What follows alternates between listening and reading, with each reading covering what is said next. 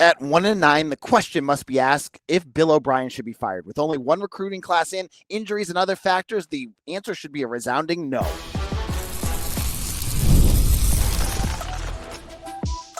You are Locked On Boston College, your daily podcast on the Boston College Eagles.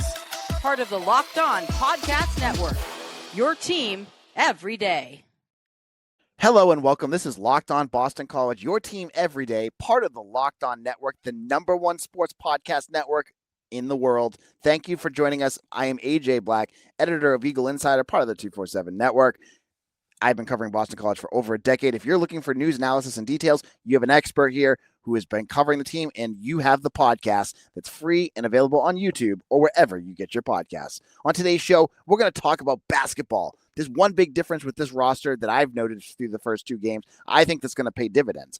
We're also going to talk about Bill O'Brien. If they keep him, what changes need to be made? And the bigger question, why should he or shouldn't he be fired? We're going to talk about that on today's show. Today's episode is brought to you by FanDuel. Right now, new customers can bet just $5, and if your bet wins, you'll get $300 in bonus bets to use across the app. Download the app today. All right, let's get into the big meaty subject that we had to talk about here. Boston College sits at 1-9. Another blowout loss, 45-13 against SMU on Saturday in the red bandana game. As we said over the last two episodes, yesterday with Mitch in my post-game show, the vibes are poor right now.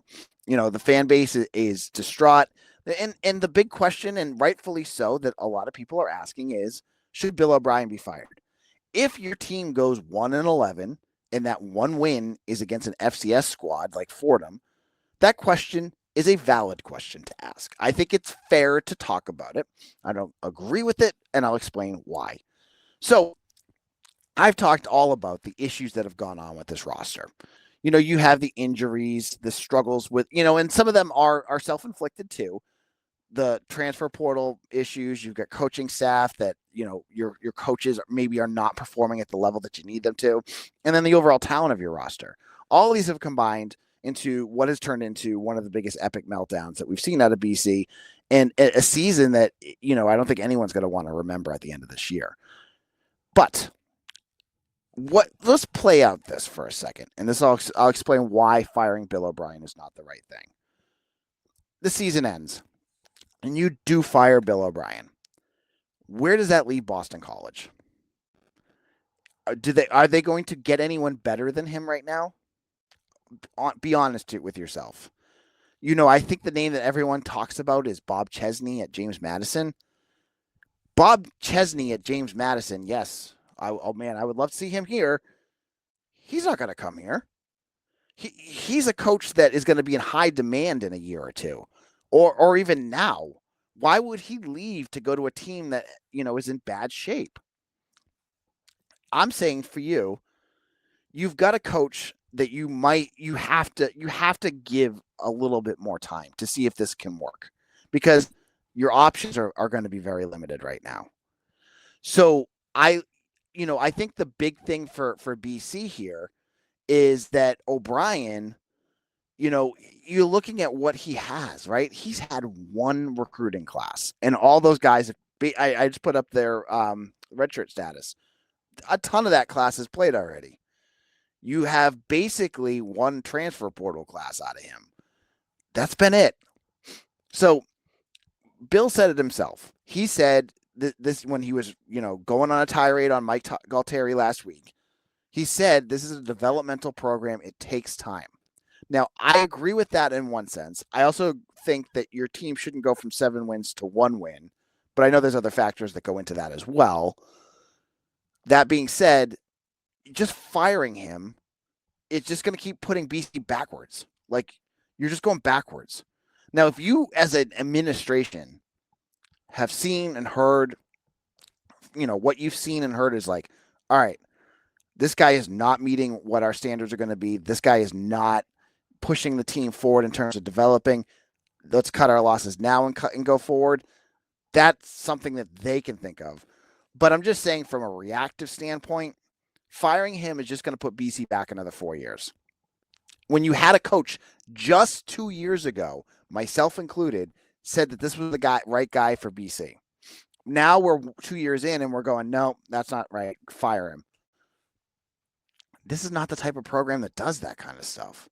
Now, yes, 1-11, that is tough. That is an absolute catastrophe given what I've said all year, right? Which is BC needs a good season to get themselves in better position if there's more conference realignment. A 1-11 season is the worst thing that could happen. But can this team, this program, rebound after this year? Is there things that as a university they can do to push this forward more? I think there are. So and I'll get into that in the second segment. So I don't think right now canning Bill O'Brien is going to be the right answer. I don't. I just think that is you're never going to get any stability here if you keep doing things like that. You just lost Jeff Halfley 2 years ago because he quit. This is a tough job. Boston College is a tough job at the way things are right now. Things could change. The environment here at BC could change between Father Leahy and Father Jack. I'll believe it when I see it. But you need to be able to get some things going here. And there absolutely needs to be changes made. Believe me, that's not the point of this. That there has to be bigger. I think the changes for BC go bigger than Bill O'Brien. I think there's bigger systemic changes that need to happen. And I think that's what we should be talking about right now. Not just firing Bill O'Brien, but all these other things. And, I get it. Like, we're in that zone right now where everything is bad. And believe me, I watched the game from the press box on Saturday. The end of that game was brutal to watch. And many of you probably shut it off. I couldn't shut it off. I had to sit there and watch the whole thing. It's bad. Like, I get that. But maybe there are things that they can try. Again, this is just an idea that they can try that will help. And I'll explain what those things are in just a moment. College football is back, and I couldn't be more excited. The tailgates, the rivalries, the energy in the stand, there's nothing like it. But let's be real. Actually getting tickets can feel more of a battle than the game itself. Endless queues, hidden fees, prices jumping at checkpoint. That's why I use GameTime, the app that gives the advantage back to fans. It's the easiest way to score last-minute tickets at the best prices with no surprise fee. What you see is what you pay. I pulled up GameTime, and in just a couple taps, I saw amazing deals. I'm talking about BC games for less than $10. It was incredible. And they have zone deals too. You can find seats where you want to sit and get good deals there. So take the guesswork out of buying college football tickets with GameTime. Download the GameTime app, create an account, and use code LOCKEDONCollege for $20 off your first purchase. Terms apply. Again, that's promo code LOCKEDONCOLLEGE for $20 off. Swipe, tap, ticket, go download GameTime today.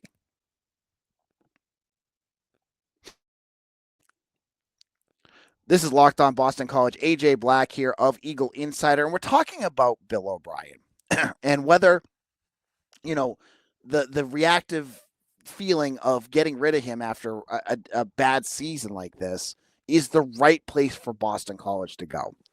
And I'm talking from a university perspective that I don't think that's the right thing. I think, I agree. I'm worried about where things are going. And believe me, I have my doubts too. Some of the things that we've seen this year, it's been frustrating to say the least. But that being said, as I said, I still think he deserves at least another year to figure this out, to see if he can turn this around. So what does he need to do? The first thing that Bill needs to do, and the university needs to do, is make sure that financially that this school is putting in putting the program at the best possible spot in terms of financial support. That means max revenue sharing. Because they're a private school, we don't know what that is. I've heard buzz that it's not, but I don't know. And if they're not, they need to be. BC needs to be doing max rev share next season. That can be a non-starter. And again, I don't know what that is. I'm saying that that's what my hope is. NIL. For NIL, it kind of goes hand in hand with rev sharing. You need to pay your players. That's part of the new world of college football, whether you like it or not. And NIL has been coming in. And look, it sounds to me like from what, some of the buzz I've heard, they've, paid guys like Zay Flowers and Ezaraku and Ozzy Trapello to make sure that they don't head to the portal. That's been great. They brought in guys like Dylan Larnigan. That hasn't really worked as well as it should yet, but they have been paying. That needs to be, they need to make sure. And again, numbers are behind a wall, so I don't know what they are. But I'm saying what my expectations would be is that BC is on the same par course as schools that are at their level. Look at what other schools that you would consider your peer schools or schools that should be in the same zone have been able to do. Virginia, the team that I thought was doomed to fire Tony Elliott, was on the brink of an ACC championship game this year because they went out there and used some money to upgrade their roster after a bad season last year. It can happen. You need to support it, though. You need to be able to put that money in so that he can go out there, evaluate guys, which is another big thing, and get the right players here to maximize their chances to win. Virginia, Vanderbilt. Look at what happened to Vanderbilt. Now, I know they have SEC money, but they're Vanderbilt. Vanderbilt has never been very successful. And they've had 2 seasons in a row where there have been top 25 teams. You can do this if the school has the right vision. So that goes again to something I've said for the last year since we've heard the news. Father Jack has to lead that vision for BC. It starts at the top. Bill's here. He can say what he needs. But, when you have Father Leahy go, not doing what you need to do or doing the bare minimum, that's not going to help. You need alignment between what Bill O'Brien needs and what BC will give them.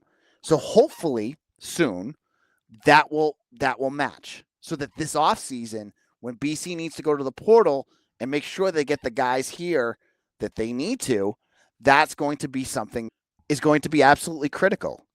BC cannot go to the portal and do what they did last year.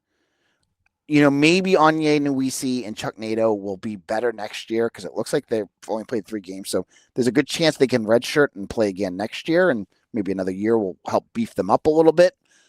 But you need guys that can play. And don't tell me in my comment section that BC can't do this, because Jeff Halfley did it every year.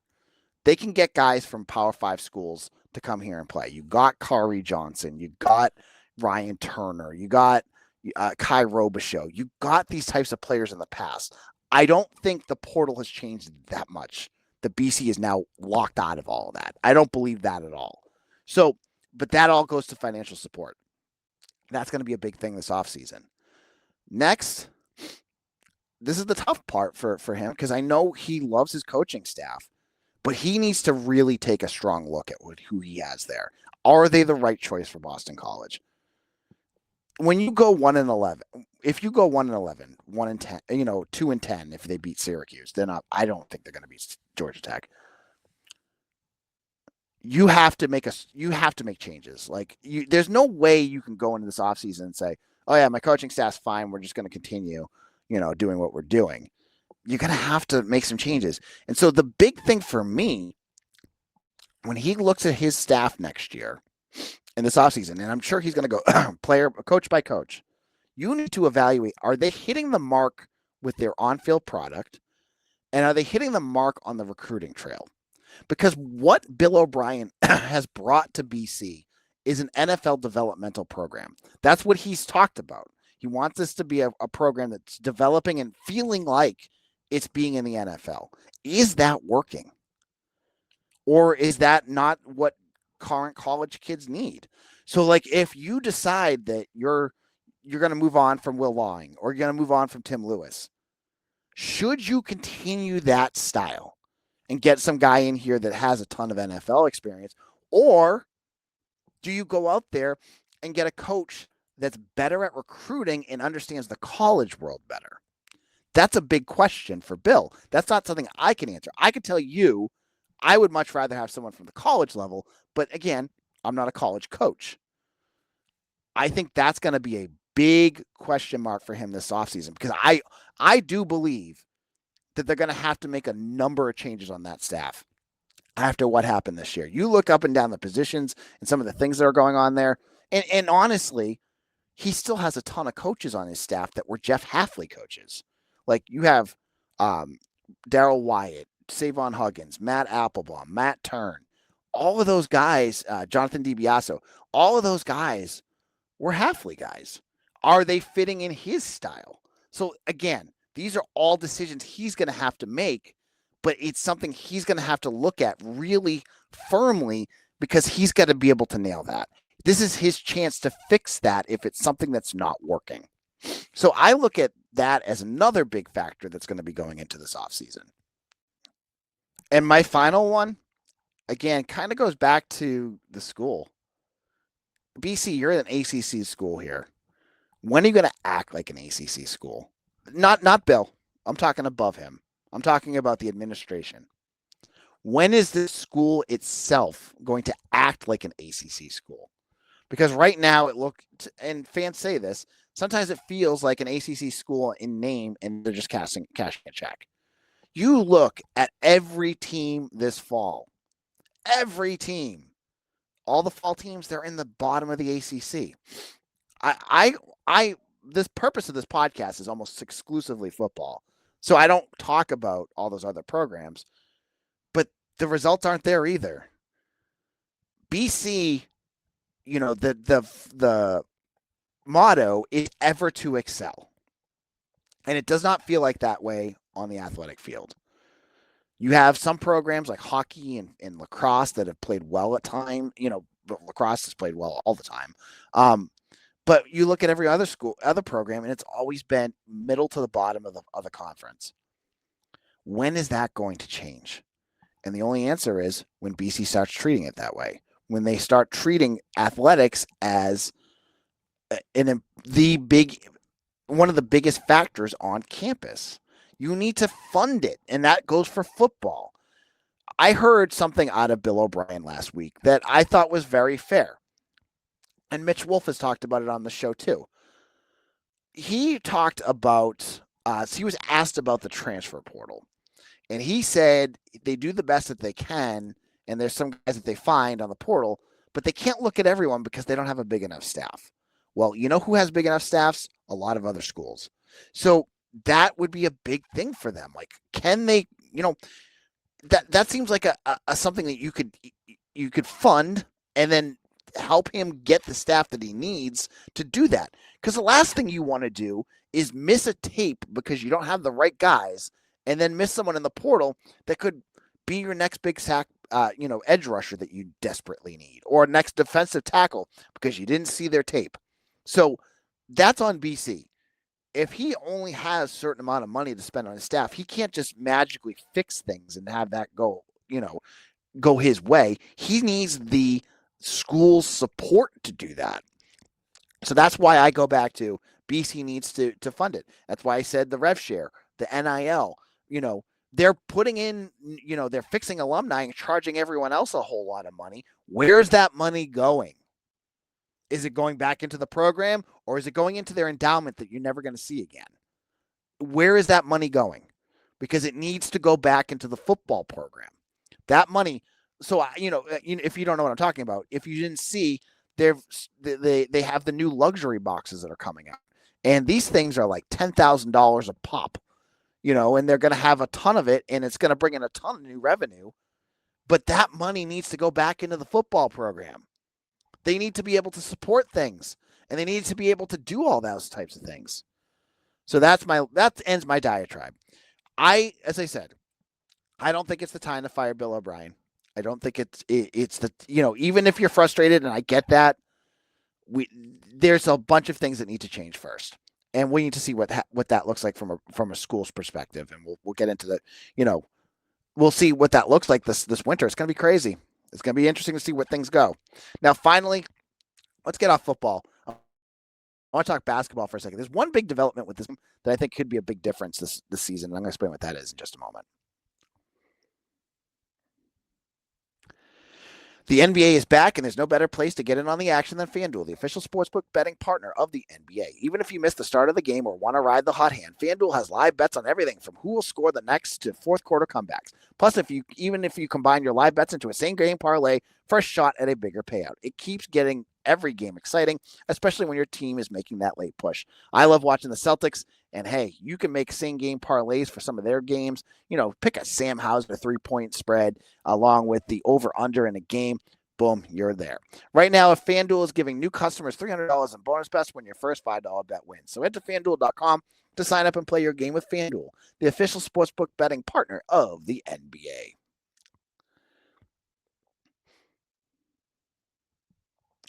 Wrapping things up here at Locked On Boston College, AJ Black here. And I hope you enjoyed my little rant there, but that was something it just has been going on a lot on social media. And I wanted to talk about, Bill O'Brien. But now I want to talk basketball because basketball is back on the court tonight against Central Connecticut. And I already have my worries of this is every game that they play now with these types of games is like which bye game is going to be the game where they have an absolute clunker. And I hope it's not against Central Connecticut. I think they lost to them at one point, didn't they? I lose track of all the bad teams that BC's lost to. But hopefully this won't happen. And the reason why I don't think it will happen is because I've looked at this roster and watched them play for the first two games. And I honestly think this might be one of the deeper BC teams. And I don't think they're perfect that the BC's had in a while. You actually have a bench. How often has BC been able to have a bench? Some of the teams at BC, they win a fun game here or there. It's because their starters go bananas, but they can't go to the bench because they don't have anybody that can do it. You got guys now like Marko Radunovic, the guy from Montenegro. He had 9 points last week in his game. Jason Asamota is looking good. He's got 9 points in one game. This is good because it does a few different things. It allows you to go to your bench when you need to, rest your starters. You don't have to have Donalhan do everything. That's a big thing. And so those minutes that you have your bench out there aren't, there's teams out there that don't have a bench. So maybe you're going to be able to actually take a lead when those guys are out there. And B, when you have your bench, playing well, you can actually make some decisions on your roster. Now, that's a big thing with Earl Grant. Can they take some, like right now, Fred Payne he feels like watching Fred Payne out there at times, he looks like he's pressing a little bit. In years past, when you had a Fred Payne, a guy that you expected to be your starter every week, you had to keep just having him play through it. And that could have been to the detriment of your team. Now, if Earl thinks that, maybe put Payne down as the sixth guy for a little while, see if he figures it back out. And then you could put in, another guard, Radunovic, for instance, and see if that works. Then all of a sudden you have a solution. And that could be anything, like Aiden Shaw.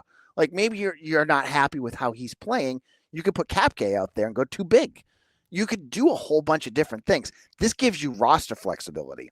And I think that's a big thing for BC. They've got guys they've got 7-8 guys that can play right now, maybe even 9. And that's without Luka Taves, who's coming back from an injury. So I think that's a big deal. And I'm really curious as they continue to develop through this offseason. I mean, to the out of conference part of the season, excuse me. If these guys will help them win more basketball games. I'm not sure if it'll be enough when it gets to the ACC because you're going to play a lot more talented teams there. But maybe it'll stop the what the heck type of losses that they're just been known for. So I can't wait to see if that's what the case is. We'll talk about the Central Connecticut game on tomorrow's show. Additionally, this week we'll have Locked On Georgia Tech on a brand new Locked On podcast on the number one sports podcast network out there. And we'll have them on the show. And of course, we'll have Mitch. So it's a busy week. And thank you all for joining me. You can follow me on Twitter at AJBlack247. You can follow me on Twitter, on YouTube, on every social media app you can think of, including TikTok. And I'll see you all again tomorrow for another episode of Locked On Boston College, your team every day.